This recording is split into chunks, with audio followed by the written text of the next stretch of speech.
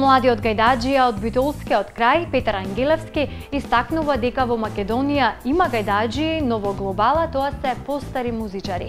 Тој посебно го истакнува фактот што младите се повеќе ги одбираат помодерните инструменти.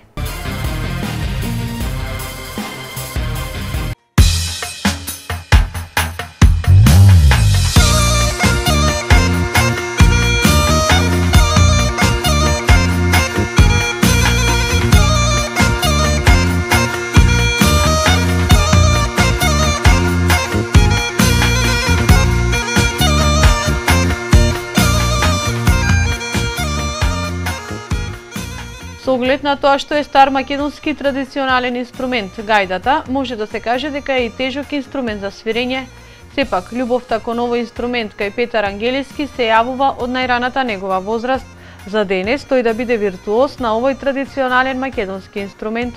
Па има, ама во глобал остануваат тие што се постарите, значи нема секоја година некои нови да речеш печени што се млади.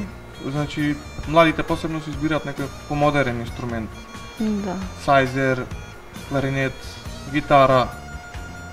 Јас учествував неколку пати долнени, мислам како снимав, собирав своји материјали што свира старите гајдаџии и нормално дома си ги преслушував и ги свирев. Големиот квалитет и потенцијал кој го поседува Петар кон гајдата се препознаваат и по тоа што бил побаран од село Качарево. Големиот квалитет и потенцијал кој го поседува Петар кон гајдата се препознава и по тоа што е побаран од селото Качарево во Република Србија.